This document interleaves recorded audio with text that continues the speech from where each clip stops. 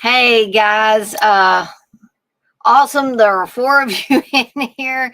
Um, but I am going to step away for just a second because I was getting me something to eat. I got me something to drink. This is like iced coffee in case anybody cares to know what it is. It's the stuff that I get at the grocery store. So I'm going to finish up fixing my little snack. Hey, Blissful. I know Blissful won't care if I step away to get a snack. And take my night shot, my night insulin shot, and I will be right back. Okay.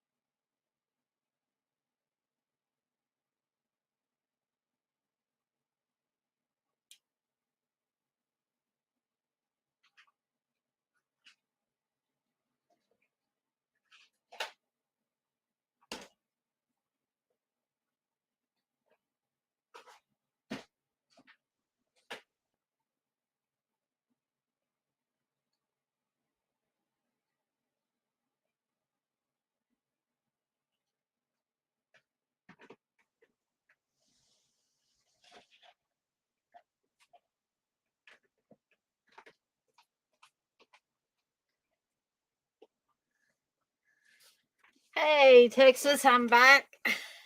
Blissful, I'm back. Um, I made uh, I made some homemade. These are baking powder biscuits. About a day ago. To have with that Mississippi pot roast. Steve won't eat homemade biscuits. Don't ask me. I don't know what's wrong with the man. But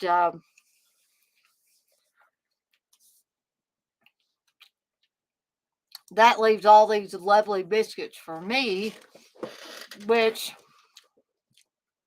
I don't actually need to eat all of them because. Oh, hey, Darren. Almost in. I knew there were a lot of names up here. So, Blissful's here, Texas here, Darren's here. Blissful, you say don't tell her, but I'm going to steal her coffee. I got more if there was a way for you to reach through the screen and steal it. But anyway, we're almost out of the roast. And so I'm going to have all these biscuits. So I thought, why don't I put some grape jelly on a couple of these and that'll be my snack for the night. Hello, Wesley. Oops. I don't know what happened there. Jeez. Hi, Wesley. How are you doing this wonderful evening? Yes, Blissful. They certainly are. Biscuits are, I mean, for me, they're good anytime, but they are especially good on a chilly day. And it is currently about 28 degrees outside the house right now. So, if you guys will not mind me having my snack while I do this, that will be awesome. Um, so, show of hands or digital hands, how many people saw my review of Skinamarink? I mean, I know Wes did. I know Texas did. And I know Darren did. I'm not sure about anybody else.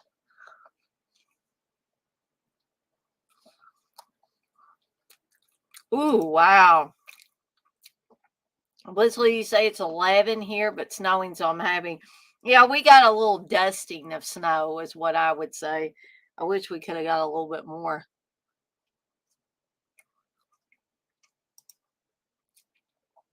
Wes, you say you have an idea for another retrospective for me on a director? Well, throw it at me, Wes. I'm always on the lookout for possibilities for other strings.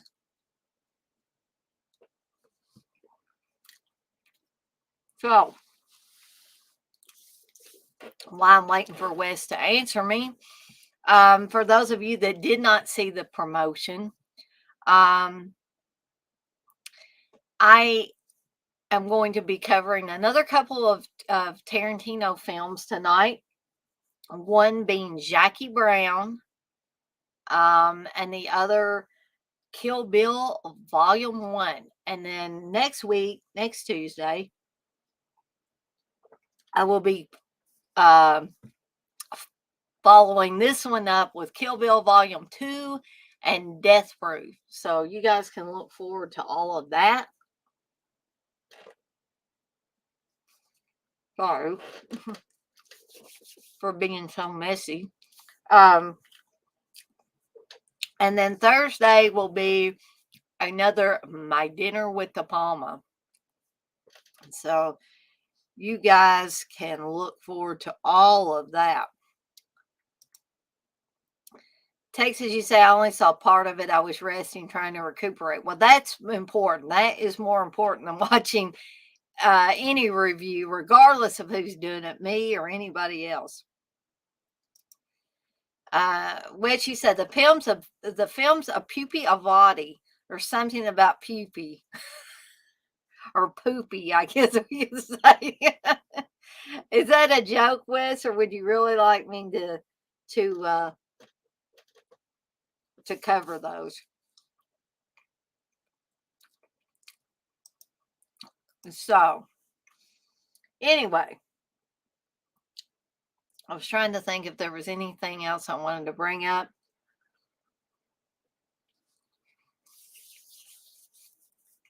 Before we get started. And I can't really think of anything right offhand. So, now that I finished those biscuits off. Oh, by the way, Wes, I was almost late for my own stream because I was watching the beautiful birthday tribute to Uncle Bill's dog, Princess Puffins. That was really cute. I liked it. Blissful, you say he has to rest, or I yell at him, LOL. Well, you keep on yelling at him, Blissful, because yes, it is definitely important that he gets as much rest as he can. So, we're going to kick this off as usual with a trailer. And I've already found a trailer for Jackie Brown. So I am going to share my screen with you guys.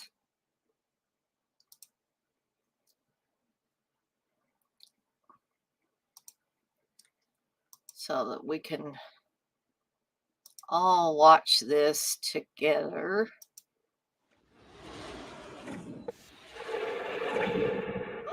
Here we go. If you had the chance to walk off with $500,000, would you take it? Yeah. What do a stewardess, a gun runner, a bail bondsman, an ex-con, a federal agent, and a beach bunny have in common? You don't come in on this thing with me. You got to be prepared to go all the way. They're all chasing $500,000 in cash. Wouldn't even be missed. $500,000 will always be missed. Let him get the money and then just take it from him. She trying to play your ass against me, huh? That was fun. Yeah, it's smart. There's only one question. who's playing who. Let's make a deal. Oh, yeah? So what you gonna give us? Are you gonna offer to set him up? Yeah. Is she dead? Yes or no? Is she dead? Pretty much. Quentin Tarantino's Jackie Brown. AK-47. When you absolutely, positively got to kill every mother in the room, except no substitutes.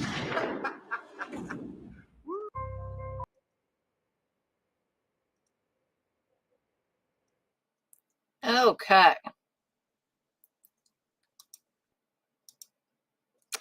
So that is the trailer. Can't even talk, guys. Promise I haven't been drinking anything other than Mountain Dew and coffee drink. But that is the trailer for Jackie Brown. And I'll be totally honest with you. I'm a huge, huge fan of Tarantino. But the first time that I saw Jackie Brown, I was not a big fan. I don't know why exactly. I can't really put a finger on it. But I just felt let down by it. But then when I waited a little bit and watched it again, I really, really liked it. And then when I watched it in preparation for the stream tonight, I absolutely loved it. I'm like, what did I not see in this freaking movie the first time I saw it? I mean, it definitely has Tarantino's stamp all over it.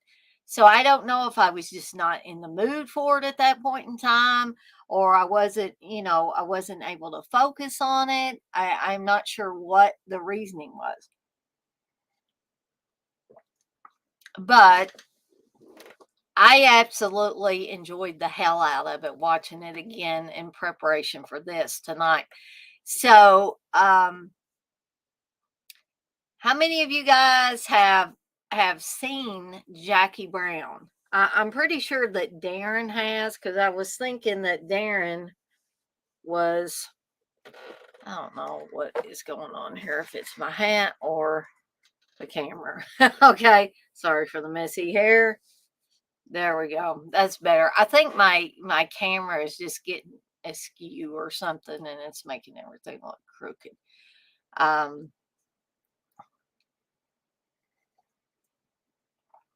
So Texas is saying, "Oh yeah." So how many of the rest of you have seen Jackie Brown? Anybody want to throw it out there that, hey, I've seen it?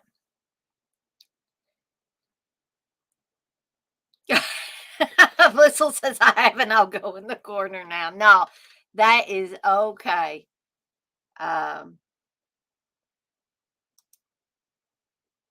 Darren, you say, I'm not going to lie. Tarantino is a huge blind spot for me. I love Death Proof and Once Upon a Time.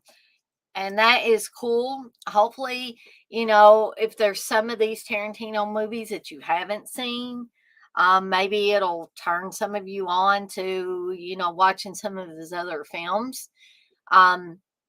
So this one, again, I'm not going to say the Tarantino films out of order, lest he catch this for whatever reason. I don't think he will, but I doubt very seriously that my little channel is on Tarantino's radar. But if he did, I would not want him to get pissed off at me for saying that his films were, the scenes were out of order. Okay. But definitely there is some back and forth with this particular film. I hate that hair. That's one of the bad things about being on camera. You see every dang little flaw with your hair or your makeup. If you're a woman and you got makeup on and all that.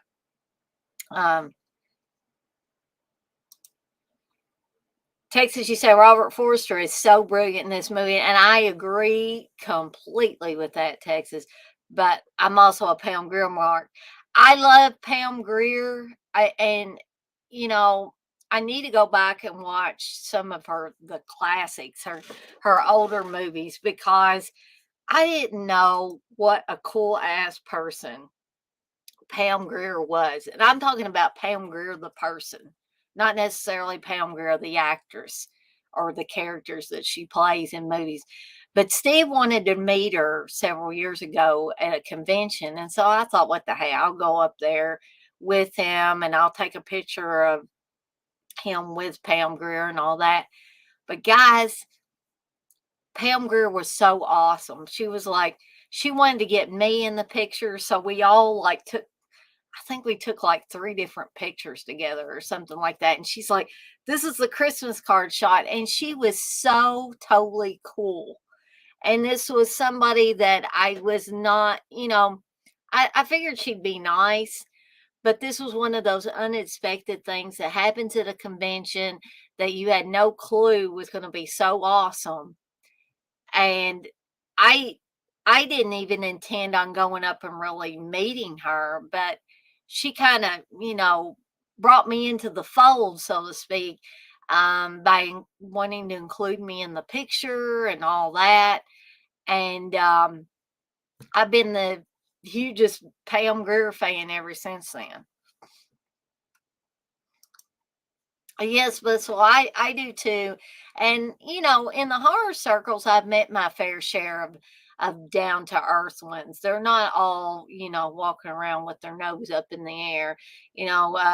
Dean Cameron, when I met him, he was awesome. Um, and Felissa Rose, who I've talked about many, many times. Um, and then there's some people that are down to earth, but they're so reserved that you don't really get a feel that you actually had any kind of interaction with them at all.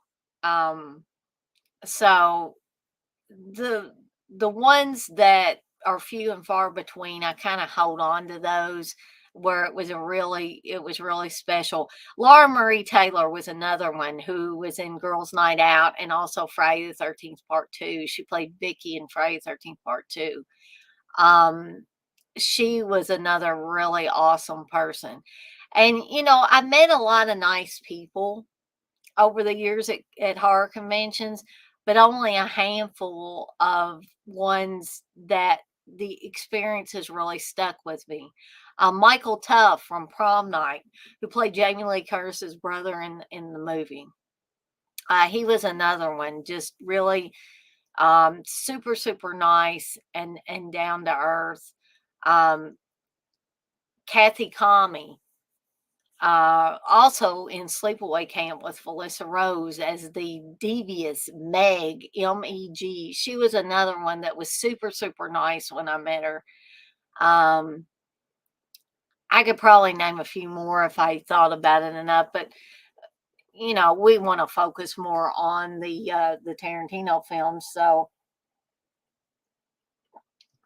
as with a lot of Tarantino films, Jackie Brown is comprised of a lot of characters who, there's a lot of stabbing each other in the back, a lot of people that turned out to be heroes that you didn't think were going to be heroes.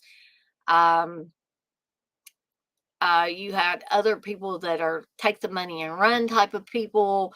And then you got people that, they're kind of like regular Joes. For instance, Robert Forster. I am a huge fan of Robert Forster. I would have loved to have been able to meet him. He plays Max Cherry in Jackie Brown. He's a bail bondsman, which means he puts up the money to get people out of jail. But if they run, he's got to go by, wherever they've run to, he's got to go get them and bring them back. And then you also have the great Samuel L. Jackson as Odell in this movie. And Odell's not a nice guy. And there is really no redemption in my eyes of the Odell character like there is with Samuel L. Jackson's character in Pulp Fiction. where he does a complete, 180, 360, whatever you want to say, and realizes that he no longer wants to be a hitman. The Odell character is bad from the start and bad until the end of this movie. Okay. Um, and he is essentially what the trailer says. He's a gun runner. He's a gun guy. And he's getting money from Mexico. And it's not above board. We'll just say that, how he's getting this money. Okay. And if you screw with him, you're going to be dead. That shows up near the beginning of the film, where he gets Chris Tucker's character. Chris Tucker's not in this film very long, and I'm going to tell you guys why. Chris Tucker's character of Beaumont Livingston, I believe is the full name, and they mention he's from Kentucky and all this stuff, and evidently he was working for Odell, helping him with his many projects, illegal projects, I should say. And so he gets Beaumont out on bail. That's where his connection first starts with Max Cherry, Robert Forster's character. And so his bond is $10,000. So then Odell goes over to where Beaumont is staying and says, "Hey, I need you to do me a favor. I did you this favor. Now I'm asking you to do me a favor." And he says he's going to go sell some guns to some Koreans, and he needs Beaumont to help him out. So Beaumont says, "Well, this late, and Odell's like, well, you owe me because I just got you out of jail." So then Odell tells Beaumont that he's got to get in the trunk of the car, and then they're going to shock and surprise these Koreans, because Odell says Beaumont is going to jump out of the trunk with a gun, pointing it at these Koreans, and then they won't have any trouble with the Koreans. This is what Odell tells him. So he says, "I'm not going to get in the trunk. I don't like small space. I'm not getting in the trunk." And this, of course, is one of those famous Tarantino trunk shots. Okay. We all know them that have seen quite a few Tarantino movies. Okay.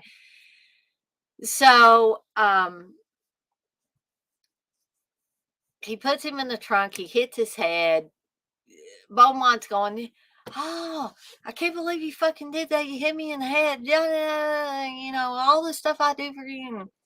So basically, Odell pulls around to another street.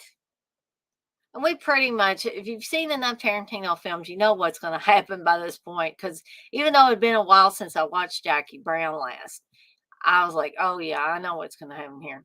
So he parks the car. Odell parks the car, gets out, opens up the trunk. Beaumont is still yakking at him that he hit him in the head, and I can't believe you did this to me. And he shoots him and kills him. Okay. And then, just casually, drives off like, it's just business, very cold hearted. Hey, Jay, you say, "Hey, Dana," and all, AK-47 when you absolutely positively have to kill every mofo in the room. Exactly, Jay, exactly. That is one of the big lines in there. So you also see Odell interacting with Bridget Fonda's character of Mel, or Melanie, who is basically a beach bunny type, who just kind of sits around all day and drinks health shakes and smokes pot and does cocaine, I guess, occasionally. And you also get introduced to Robert De Niro's character in the film, who knows Odell, actually served time in prison with Odell, and has just gotten out of prison for bank robbery.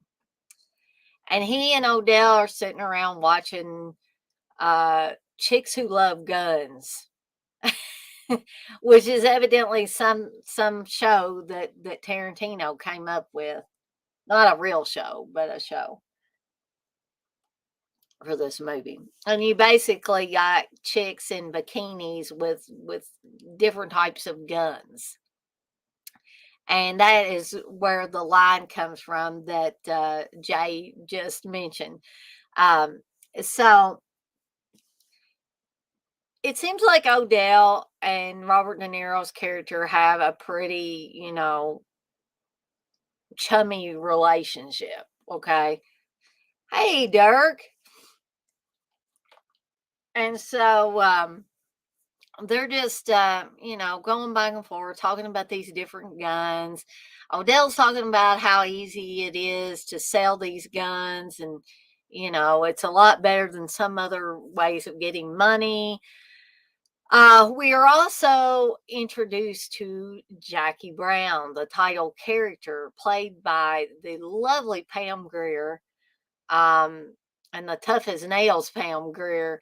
I absolutely love her in this movie, and that's why I say I really need to go back and watch those old films that she was in, because I just know that I will love her in those as well. And I'm sure Steve's got some either on DVD or Blu-ray or maybe on the hard drive somewhere. I'm sure, being as he wanted to meet Pam Grier, I know he's got to have some movies with her in them. So, um, it appears that Pam Grier's character of Jackie Brown is a flight attendant. But she's not just any old flight attendant. She's actually making sure that Odell gets his money from down in Mexico. Okay. So, so, um, I've got something on my shirt. Sorry. So I get so distracted by stuff. But anyway, so she's supposed to get eventually $500,000. Okay. So she's got half of it. And the alcohol, tobacco, and the ATF, alcohol, tobacco, and firearms guy, plus another cop. And the ATF guy is played by Michael Keaton. And I think Michael Keaton does an awesome job of this. Michael Keaton, to me, is another one of those versatile actors that can play just about anything. He can play tough guys. He can play family men. Um, he can play mean guys, dangerous guys. So he's really good at all of those different roles. And, you can't really pigeonhole Michael Keaton into, oh, he's just Beetlejuice, or he was just Batman, or, whatever, or he's that funny guy in the Multiplicity movie. No, you can't do that because, or he's Mr. Mom. You know what I mean? It just doesn't work that way just because Michael Keaton is such a fantastic actor. And so, um, so the ATF guys get Jackie Brown, and they bring her in for interrogation, and they're searching her bag, and they find the envelope with the money in it that she's supposed to get to Odell.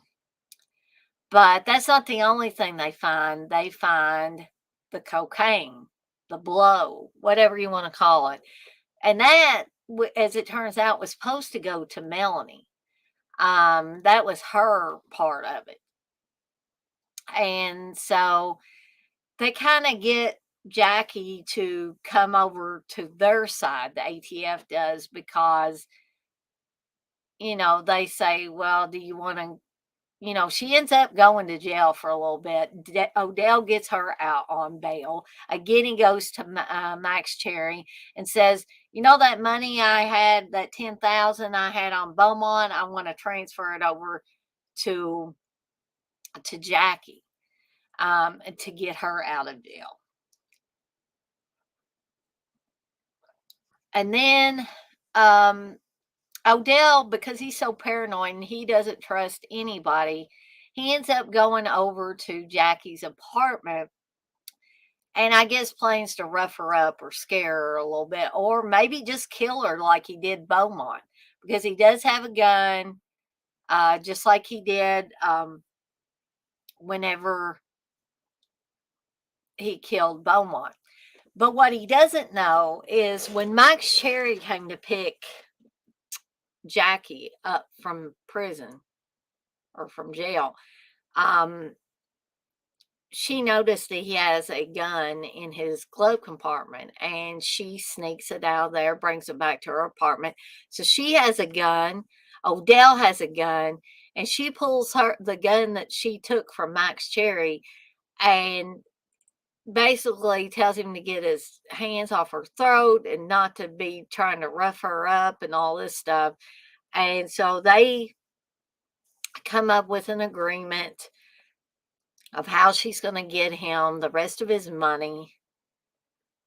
And really what she's doing is she's working with ATF, but she's going to screw over. Her plan is to screw over everybody except Max Cherry, whom she's taken a shine to. And it's not really like a sexual relationship with them, but it is sort of like a romantic relationship. So a few more people end up getting killed along the way. I'm not going to give everything away, because there's probably some of you that have not seen this that are in here, or maybe some that might be watching it later. But I do want to reinforce the idea, or my thoughts on it, that Jackie Brown is an incredible film.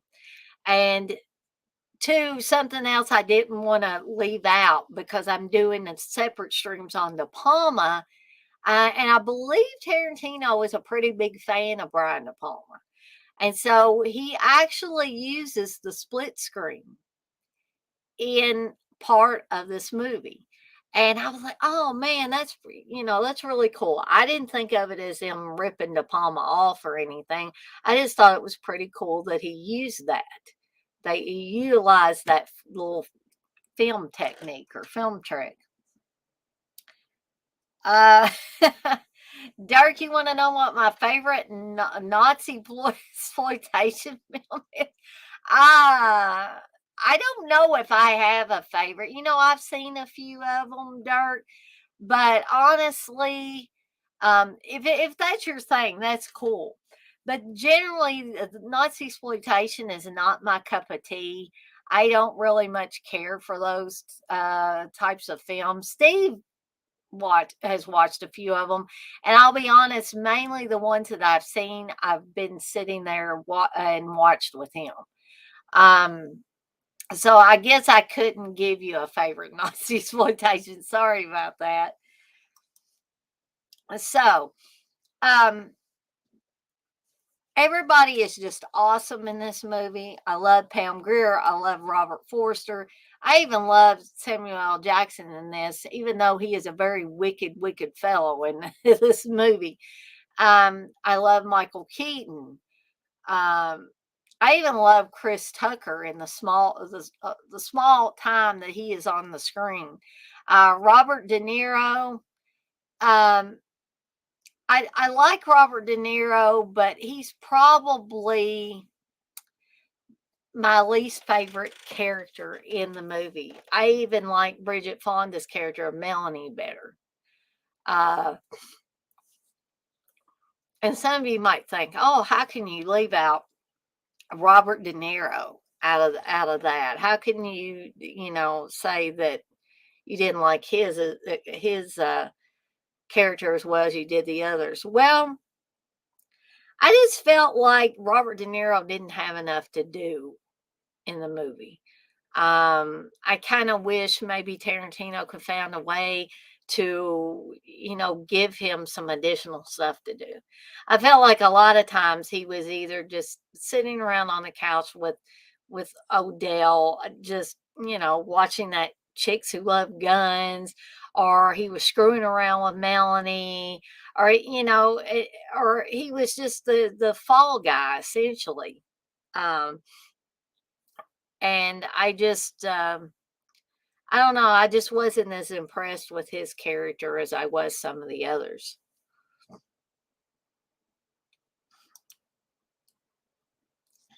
Darky say Tarantino is a master thief that no one knows is what he stole. LOL.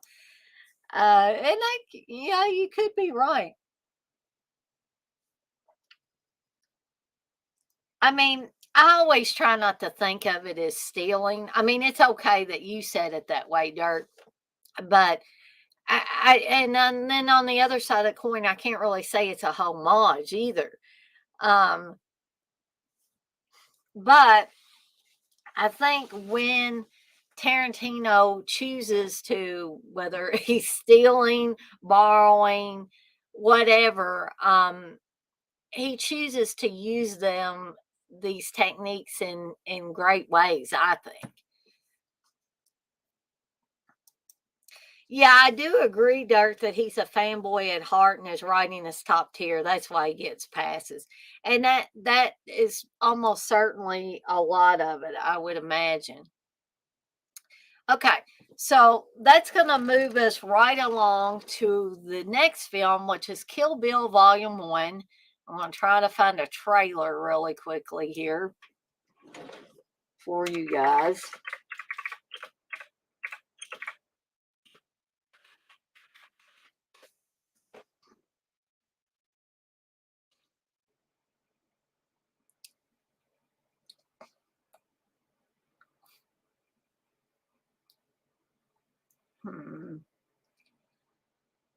I don't really want the Green Van trailer, so let's try this.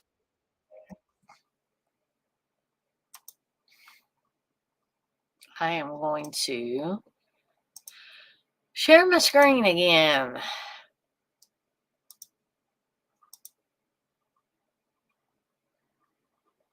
Got better.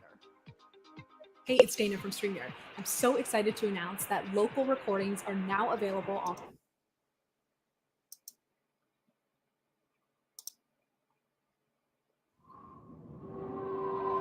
The incident that happened at the Two Pines wedding chapel that put this whole gory story into motion has since become legend.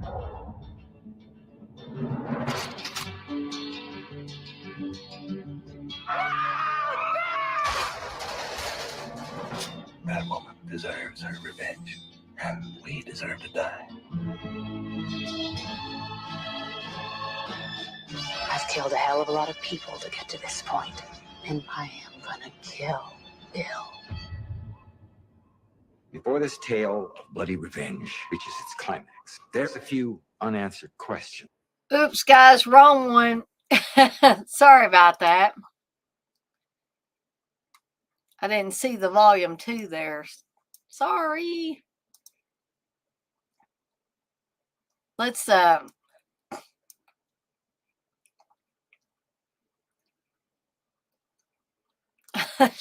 this, okay? Sorry about that. Let's try that again. We'll save that other one for when I do Kill Bill Volume 2, shall we?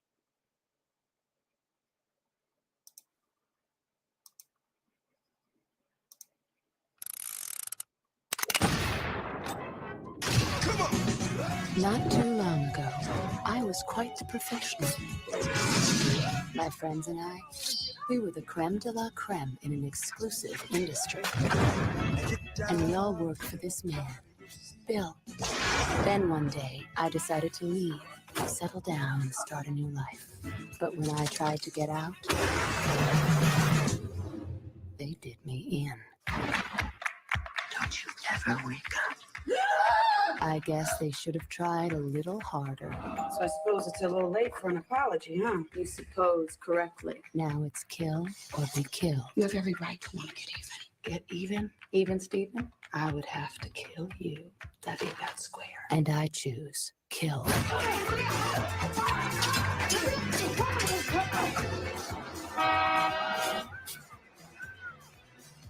Mommy, I'm home. Hey, baby. How was school? One ticket to Tokyo, please. One way. That woman deserves her revenge. And we deserve to die. No kidding. I heard it was kind of hard. Silly Caucasian girl likes to play with samurai swords. Yeah. Oh, any more subordinates for me to kill? Hi.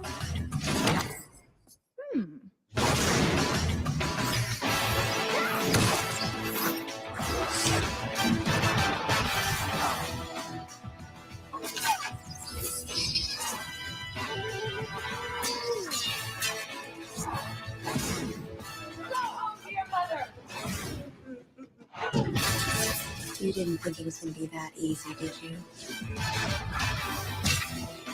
For a second there? Yeah, I kind of did. Silly rabbit. Hard part's over.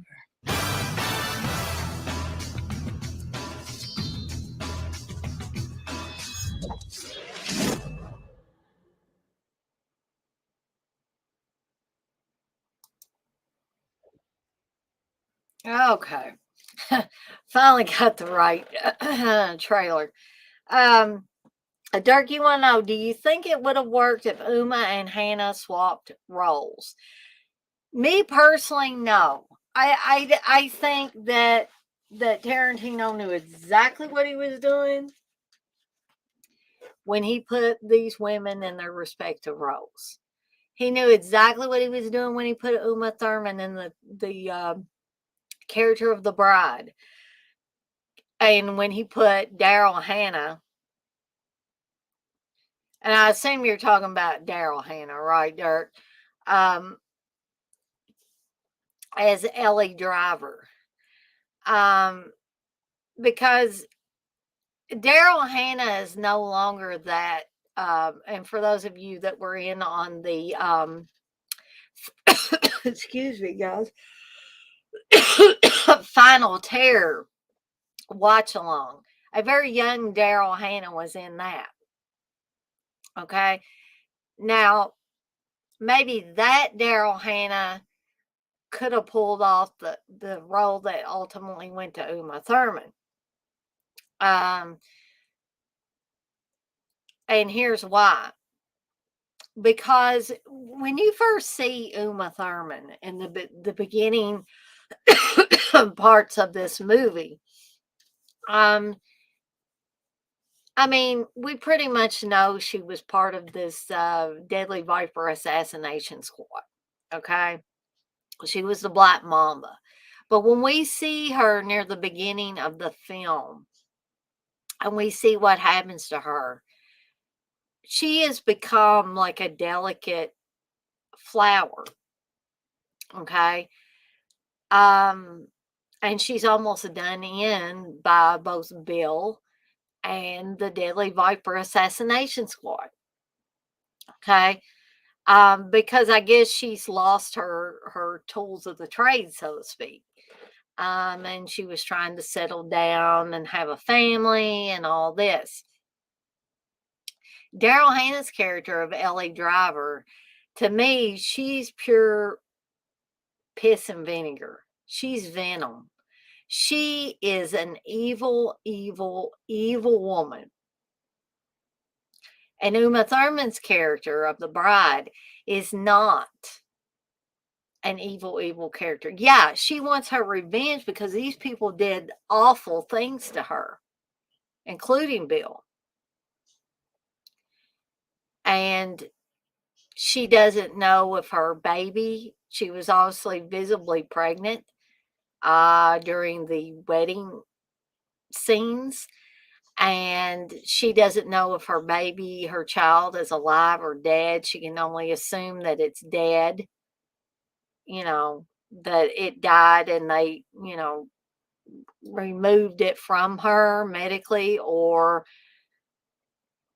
she may believe that Bill's got the child. So yeah, I just don't, me personally, I don't think it would have worked if they had switched roles.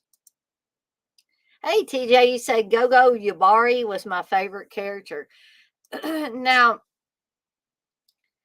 there were a lot of genre people in this movie, in Kill Bill. And by genre people, I'm not talking about horror or anything.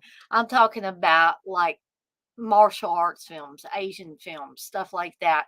The stuff that Steve grew up loving, and probably a lot of you other uh, guys and gals in here grew up loving.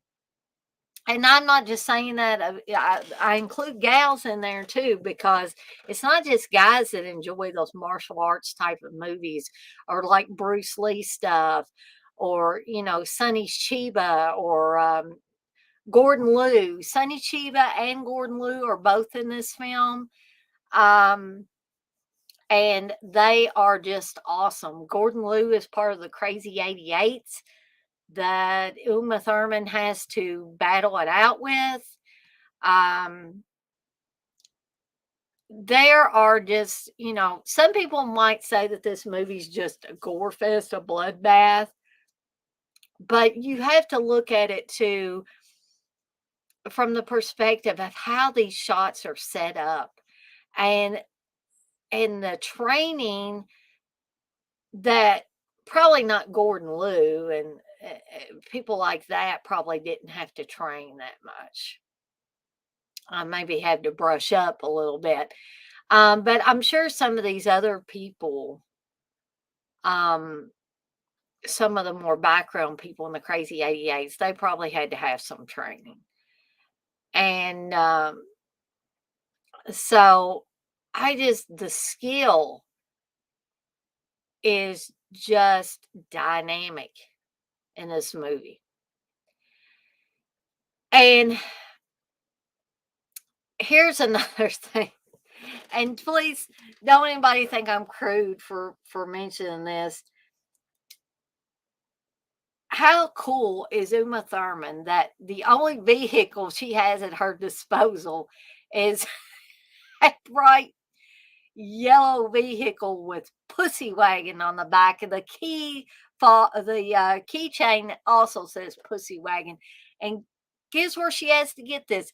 She has to get this from some asshole named Buck, who has raped her while she's in her coma, and lets other guys pay him $75 a pop to screw her.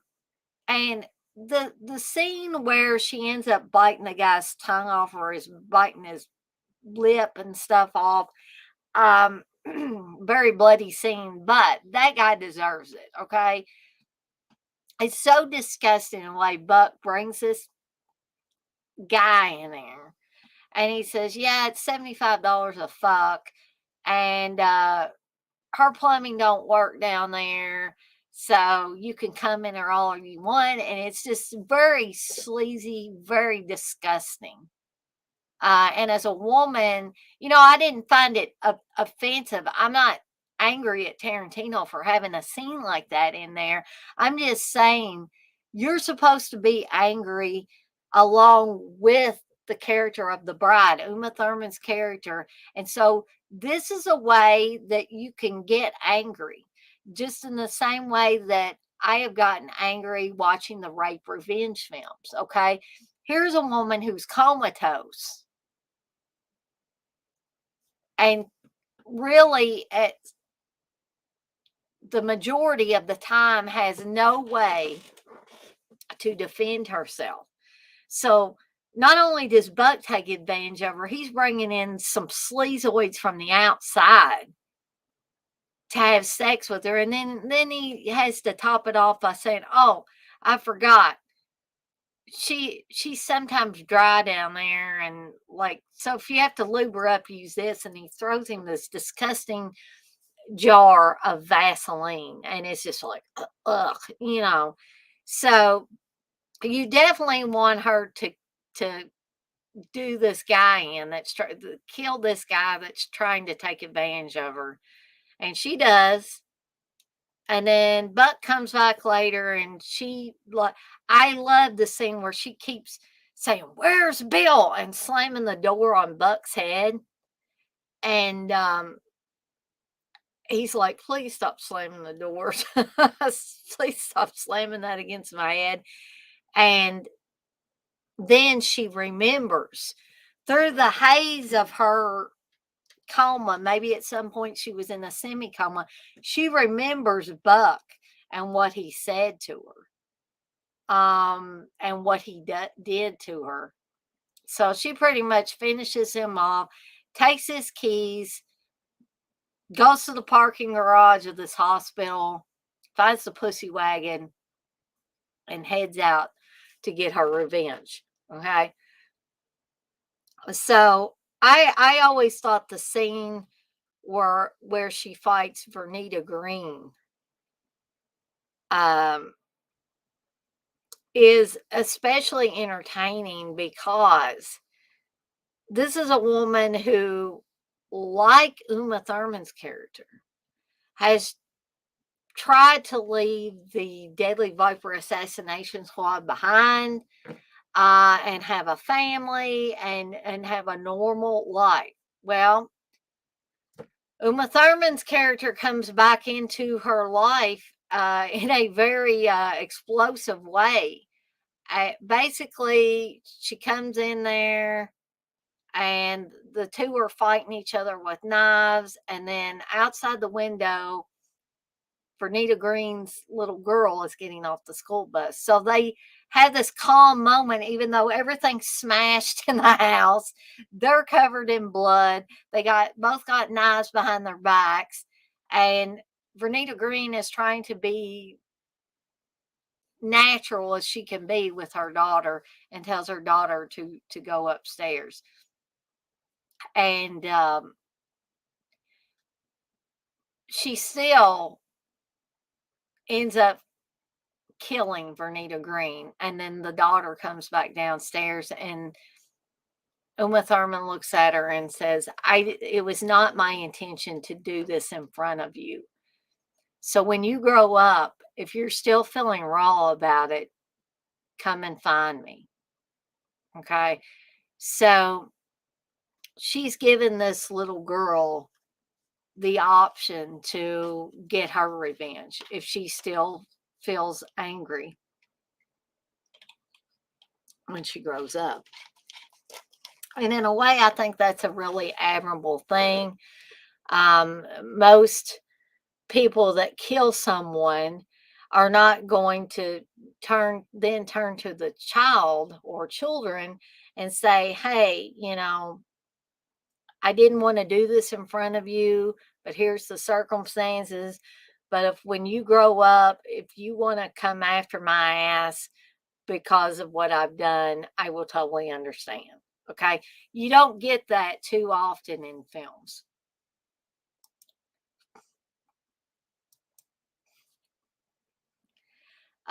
Dirk, you say Bud was mine. Yeah, Michael Madsen's character. He's good. He's good in it as well. Of course, he didn't show up until the very end of this part. He will be more in volume 2 when I talk about that. Yes, Dirk, exactly that line from Eaten Alive. Exactly. So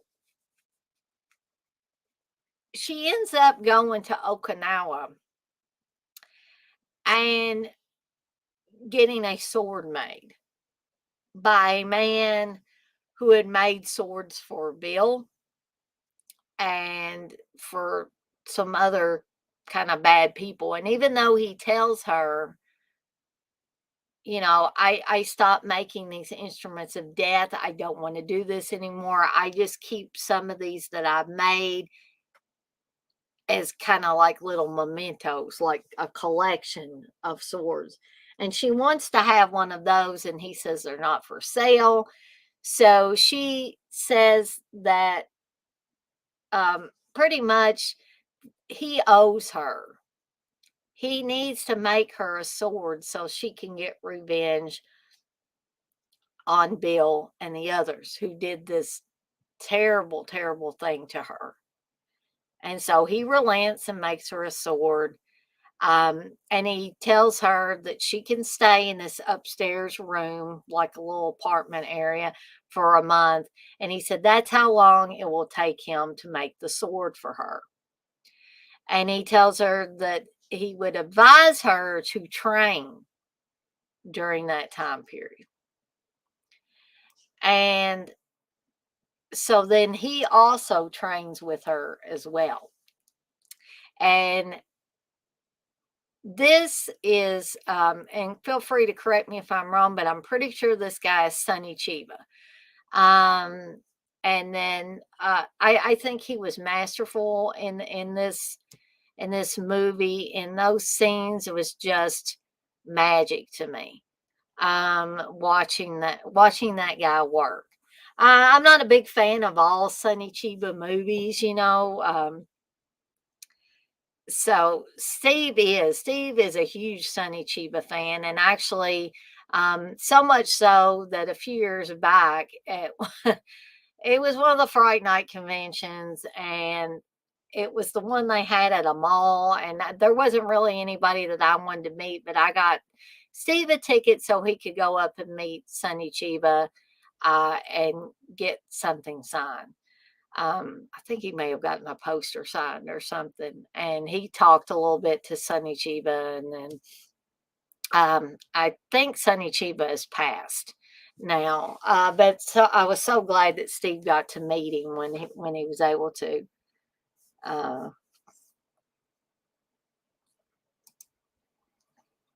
Darky said, press that like button with a toe. Tarantino will appreciate it. Yeah. Jay, you said there's a lot of truth in you like samurai swords, I like baseball. If you ever hang out with Japanese guys. Yeah, the only Japanese person I can say I was around for any length of time was when I was talking about the Freddy versus Jason movie, when me and my cousin Jed went to see it. And I dressed in a Freddy sweater and Freddy glove. And then my cousin Jed was Jason. But a Japanese guy in his kimono and stuff. There it was a Japanese guy and a girl, and the guy was sitting right by me in the movie theater, and he was just enamored of my glove. And I let him, see it and all that stuff. And so that was my one big, I don't know what happened here. I think somehow I'm gonna have to fix that. Somehow my thing got switched on my clock face, and I don't know how it got switched. So, because I thought I had to do that on my phone, but I'll fix it later. That's what I get for keeping on pressing on the dang phone all the time. There we go. I think I fixed it now. Anyway, back to the movie. But yeah, I haven't hung out with them for a long length of time, and that may have come up. But I trust you, Jay. I trust you on that. I think you would be somebody that would know about that.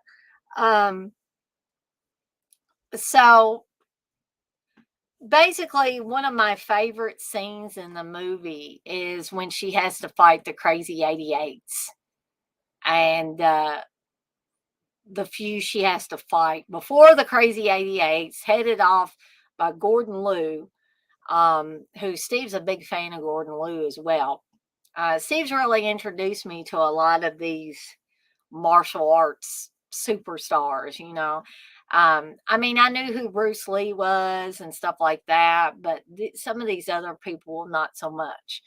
And so I'm thankful to see for, you know, showing me, you know, introducing me to these people because um, I've sat and watched several films, several of these martial arts films, and I really enjoy them. He introduced me to a lot of Shaw Brothers stuff, a lot of that Golden Harvest stuff, um, the Deadly Venoms. He introduced me to them. I love those guys. Uh, oh, I feel like I'm going to sneeze, guys. Hold on just 1 second here. Or maybe not. Excuse me. Oh, my. I've been doing that a lot. I don't know if it's allergies or what it is. But anyway, I don't know if there's a whole lot more that I could say about Kill Bill Volume 1. Other than this is a fantastic movie. I love it. It's one of my, you know, I pretty much like all of Tarantino's movies, but this is one of my favorites.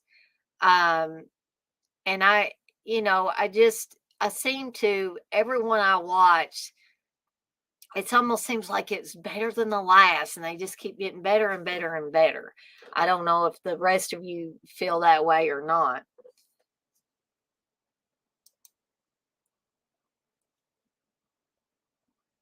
Jay, you say I live in Japan, and only dudes I see in kimonos are sumos. Dana sees them in Kentucky movie theaters. Exactly, Jay. Isn't that wild? TJ, you say Tarantino says he wants a sequel where Vivica A. Fox's daughter and Thurman's movie daughter's battle. Yeah, I had heard that too, TJ, and I wonder now at this point in time if they would ever do it. Dirk, you say you prefer Volume 1. I think that, you know, I like both of them, but I probably have to agree with you there just because it seems like Volume 1 has the most amazing scenes. And I'm not saying that Volume 2 is any less of a movie. I'm just saying I think that the explosive nature of Volume 1 just, you know, knocks it out of the ballpark. But Volume 2 does run a close second. I still enjoyed it, but there's nothing like that Volume 1. Because that was the first of its kind from Tarantino, in my eyes. So I just was like, wow, this is kick ass. I really enjoy this. So by the time we got to Volume 2, it was like, well, you know, that the other movie was so kick ass that how can you really follow that one up with anything um, that would be on the same level as that? You see what I'm talking about? I just don't think that it could be done. Hey, X-Ray, you say, damn, late for this. Missed the Jackie Brown talk. I hated both Kill Bills. Maybe because I'm someone who grew up watching actual kung fu and samurai flicks when I was a kid. I rolled my eyes at Kill Bill. It could be X-Ray. I think Steve, you know, actually pretty well grew up with kung fu and samurai flicks, Shaw Brothers, you know, Bruce Lee, Golden Harvest, all that stuff. But I mean, it was my understanding that he liked Kill Bill pretty well. But maybe I need to ask him again. You know, for some clarification. HO, you say I wanted to love this film. The trailer got me hyped as fuck. Yeah, and see, a lot of times trailers will do that, and then, I mean, I've gotten disappointed. I've been like, that is a freaking awesome trailer. The movie's got to be spectacular. And then you watch it and you're like, oh, well, was that all there was? So, yeah, I totally get that. But I did want to ask you guys, um, about there is a version, and Steve has got this, I think, on the hard drive somewhere. And I don't know how many of you guys have seen it, but there's Kill Bill, The Whole Bloody Affair. And actually, what Tarantino did was he put both volume 1 and volume 2 together. There may be some added stuff in there. I'm not really 100% sure because I don't think I've ever actually sat down and watched it. So, would you guys want me to cover The Whole Bloody Affair? Because I can do that probably after Kill Bill Volume 2 and Death Proof. I mean, sometime after that, I could probably cover it. So y'all just let me know in the chat whether you would like me to do that or not. X-Ray, you say, shit, I was hyped for Skinamarink, LOL. Did you see my review, X-Ray? I actually watched it. I got Steve to download me a copy. He's going to wait till it comes out on Shudder because he says I think Thursday, it's going to premiere on Shudder. So I think he's going to wait and watch it then. But I was just wondering if you saw my review of it. X-Ray, you say, yeah, I heard of that version. It's like a Euro cut, right? Always thought it was bullshit. America never got a legit release. Yeah, it might be X-Ray. I'm not sure. I'd probably have to look into that a little bit more. But like I said, if you guys would like me to cover it, I'd be glad to do that. Jay, you say, add X-Ray Punch.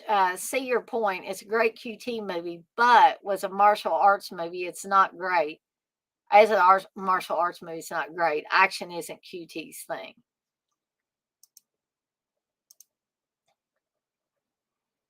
X-Ray, you say, yeah, I saw the review. Even though I hated it, I respect your opinion. Well, thank you, X-Ray. I appreciate that. I try to respect other people's opinions too, even if I absolutely hate something. Sometimes you've seen those little cartoon bubbles and people got question marks all over the place. Sometimes I'm like that about movies that people just gush over, but I'm sure they're like that about movies that I gush over, Chair on Tour and Final Exam. Speaking of Final Exam, Wes sent me a text message that said Dark Force Entertainment was putting out Final Exam on 4K, and I had the little laughing emoji. I said, I'm going to get it right. He said, oh, I know that.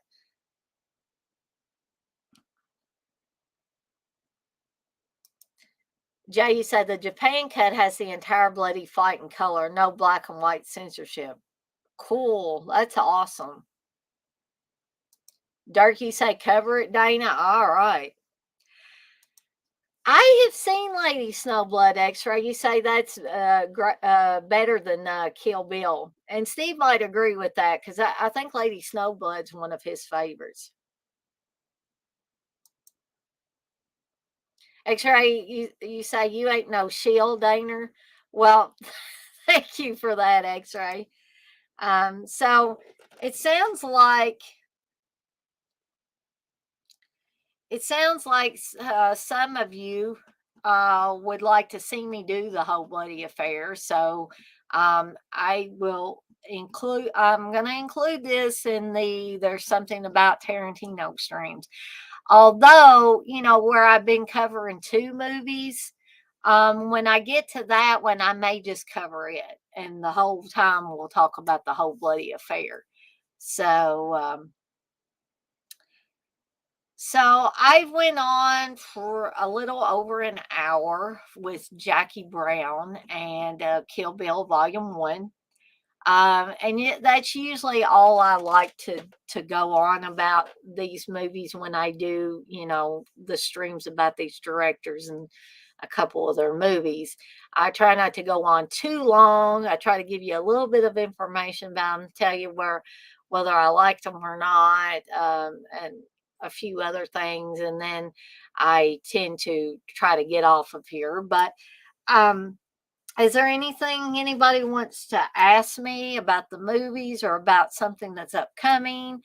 Or you got any suggestions for things that I might do in the future? Any directors you want to see me cover? I can certainly stay on here a few more minutes if y'all want to throw some things out there. And guys, I'm so sorry. I am so stopped up. It's running down. I mean, I know this is gross. It's running down in my throat. It runs down my stomach. I've been having headaches and I sneeze and X-ray say, yeah, next QT episode, foot fetish edition. Yeah, I probably could go on for an hour about his foot fetishes, but I don't know how exciting that would be for you guys. X-ray, you say where you discuss all the foot fiendishness in this films. Oh man, that might be a trip.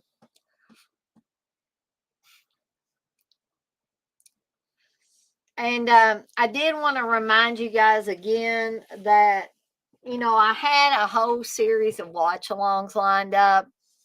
But for those of you that hadn't heard me say this already, Steve and I were having a discussion wherein Steve said, do you really have to do a watch along every Saturday? So he was kind of talking like he wanted me to spend some time with him, just sitting around watching movies or whatever, not having to get up and jump back here and do a watch along.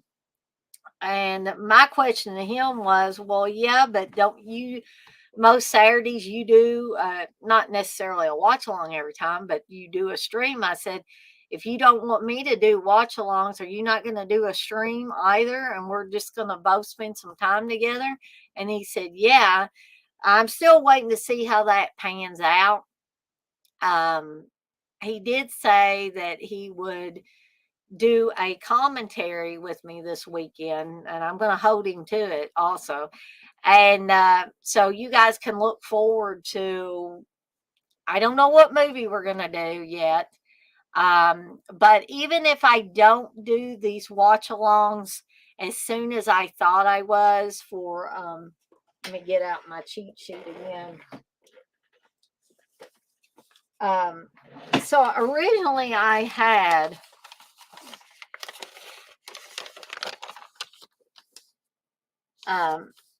February 4th, which will be this Saturday, I had X-ray. February 5th, I had Schizoid.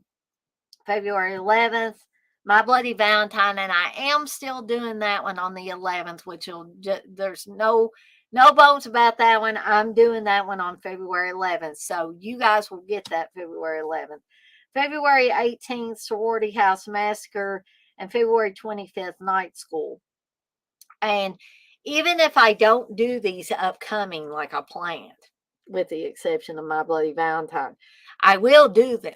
I just got to double check and see with Steve if he still wants me to take some time off to spend with him. And that means that he's going to have to, hold up his end of the deal and also take off. And then you guys will all be mad at us for not doing any streams on the weekends, won't you? But I am continuing to do my streams pretty regular through the week because basically he comes home from work, eats his lunch, or not his lunch, eats his dinner, and then goes and lays down. So, I'm not going to go in the bedroom and just lay there and stare at the boob tube. And then Steve will start snoring and go to sleep. No, I'm going to try to, remain active and try to do some fun things. And me being on vacation has allowed me to, kind of get some movies watched and decompress and do some things around the house and all of that stuff. And so, I don't really want to waste my vacation. So if I want to do these fun live streams, at least some of the nights this week, I am definitely going to do that. X-Ray, you say Tarantino is more deviant than Steve.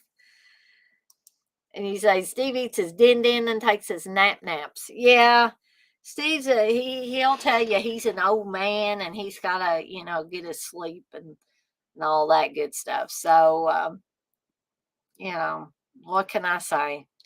He's spent several years where he would stay up a little bit later, and he just says he can't do it anymore. So has anybody got anything else they want to bring up while I'm on here? You can throw some suggestions my way, even some suggestions for watch along for any future watch alongs.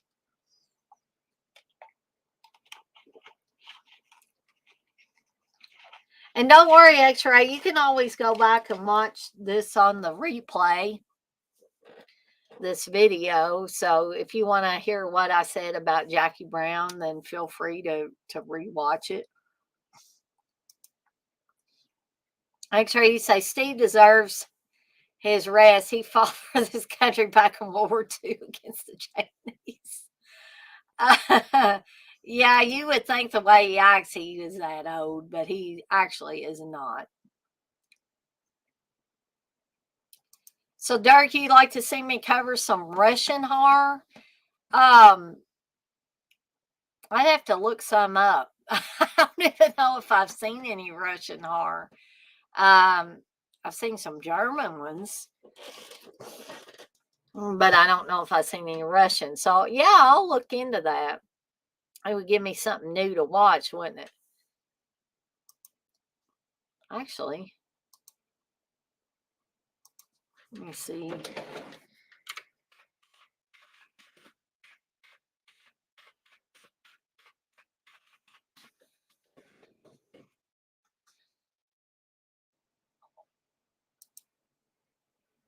Here's something. Best Russian horror movies from the Soviet Union to today.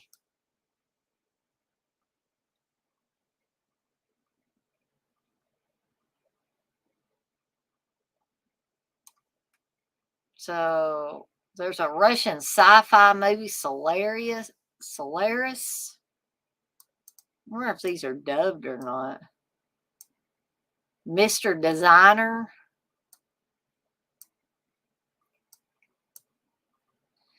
There's something called VIY from 1967. That looks bizarre.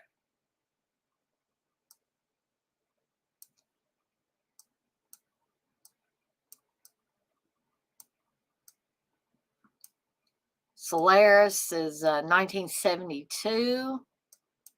That's a sci-fi film that has horror themes. Savage Hunt of King Stock from 1980. Mr. Designer is from 87. 10 Little Indians, 87. Stray Dogs from 89. That sounds familiar. The Vampire Family from 1990. Daddy, Father Frost is Dead, 91. La Mouille from 91. Time of Darkness, 91. There were several, I guess, from 91. The Encounter, 1992. The Castle, 1994. Whispering Pages from 94. Silver Heads, 98. Nails, 2003. Night Watch, 2004. The Ugly Swans, 2006. Trackman, 2007. Yolenka, 2009. Nosferatu, The Horror of Night, 2010. That looks like an animated one. And then another VIY, which this is a reboot of this 1967 one from 2014. The Route is Calculated, 2016. The Bride, 2017. Mermaid, The Lake of the Dead, 2018. Quiet Comes Dawn, 2019. And that's all they have there. So any of those sound familiar or sound interesting to you, Dirk? X-Ray, you say Russians made some weird ass sci-fi films. Dirk, you say VIY is great. Texas, you said there's a band called Failure that wrote a song called Solaris, and they made a video using footage from the film. Interesting. Jay, you say Stalker is good Russian sci-fi, but slow and not for everyone. Dirk, you say I want to check out Mute Witness. Now, I think Steve has a movie called Mute Witness that he really, really likes, but I don't know if that's a Russian movie or not. There could be more than one movie called Mute Witness. Now, the one Steve has is from 1995.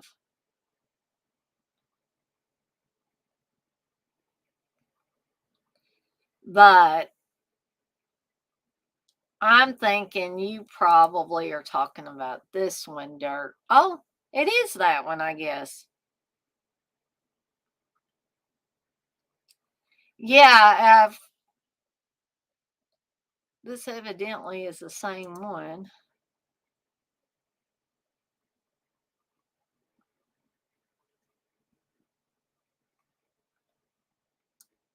Yeah, that is one. Mute Witness is one, Dirk, that Steve really likes, and he gave me a copy of it, I think back when we were dating, maybe. And I remember it being good, but I would have to refresh my memory on that. So, yes, I will definitely keep Russian horror films in my wheelhouse so that we can, or I can cover them at some point in time.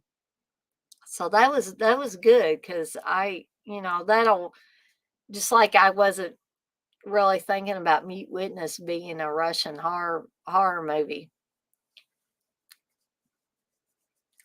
But I guess on that note, I've almost went on an hour and a half on here. I want to thank everybody that stopped in. It was good to see you again, Jay, Dirk. Darren says Mute Witness is a fun watch. I want to thank Darren, Dirk, Jay, Texas, X-Ray, Blissful, Wes, if he's still in here, TJ. Just wanted to make sure I didn't miss anybody, but I want to thank all you guys for stopping by and joining me for this. There's something about Tarantino. Be on the lookout for Thursdays, my dinner with De Palma. And I'm not sure if I'll be doing a watch along on Saturday. Keep your eyes peeled. Like I say, if there's promotion for it, then I'm doing it.